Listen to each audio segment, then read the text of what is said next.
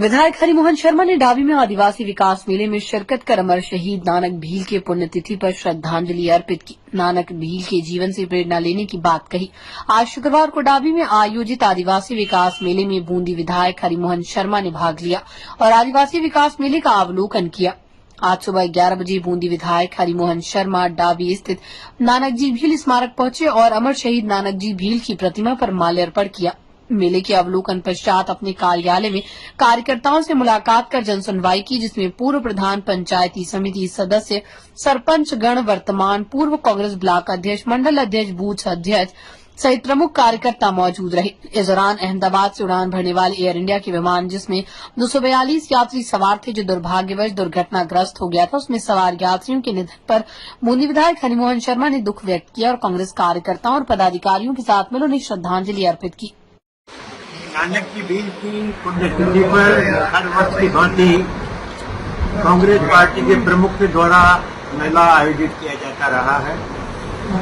और गरीबोत्थान के लिए विभिन्न योजनाओं का लाभ गरीब तबके को, भील समाज को, अनुसूचित जाति को, जनजाति को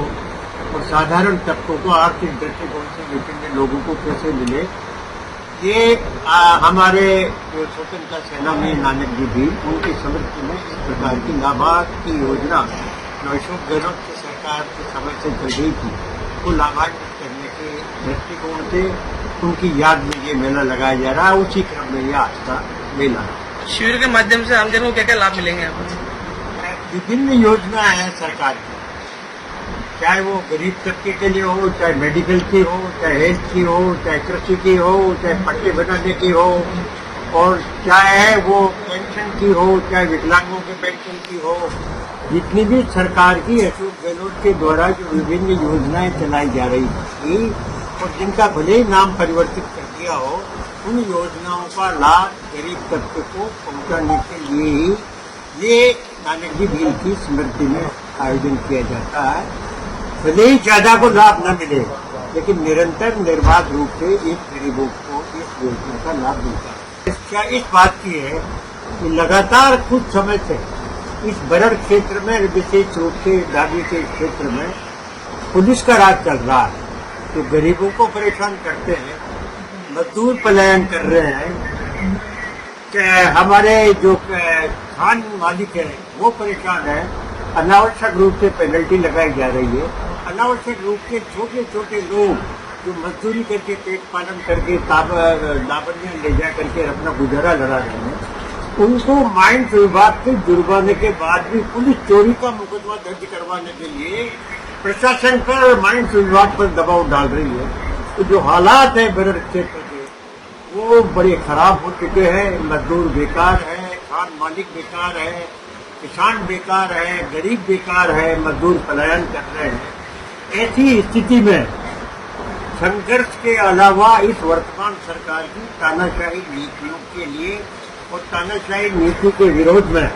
और मौजूदा जो भी भारतीय जनता पार्टी के नेता जो सरकार को चला रहे हैं, उन्होंने जो इस क्षेत्र की दुर्दशा की है, उसके लिए बूंदी जिले को, बूंदी शहर को, बूंदी विधानसभा को कोटा का उपनगर बनाने की जो चेष्टाएं कर रहे हैं और अनेक हमारी कीमती जमीन को बेचकर कोटा के लिए के उत्थान में जो ये काम कर रहे हैं, तो इस प्रकार के अत्याचार, अनाचार जो किए जा रहे हैं, उसके लिए कांग्रेस पार्टी के कार्यकर्ता दृढ़ संकल्पित है। आने वाले समय में इस प्रकार की तानाशाही का विरोध है। केडीए को लेकर आपने विधानसभा में मुद्दा भी उठाया था, इसका नाम बदल कोटा बूंदी विकास प्राधिकरण किया जाए। केडीए के मामले में, केडीए में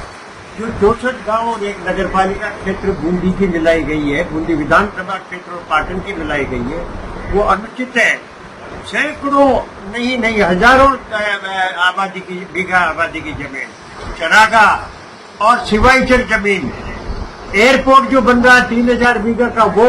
ये सारी जो जमीनें हैं हजारों बीघा, उस पर केडीए का कब्जा हो गया। नगर पालिका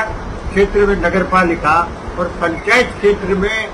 निर्माण करने का, पट्टे बनाने तक का भी अधिकार छीन लिया। कोटा केडीए के पास कोटा क्षेत्र में कोई ऐसी जमीन नहीं है जिसको बेच करके वो केडीए के अपने क्षेत्र का विकास करा सके। इसलिए बूंदी विधानसभा क्षेत्र के और पाटन के छोटे गांवों को मिलाकर यहाँ की सिवाई तक जमीन को आबादी की जमीन को ये बेच करके और सारी राशि का उपयोग कोटा पे करना चाहते हैं और बूंदी को उपनगर बनाना चाहते हैं। ऐसे किसान जो 40 और 45 साल से कब्जे में थे, मकान बने हुए थे, रह रहे थे, खेती कर रहे थे, उनको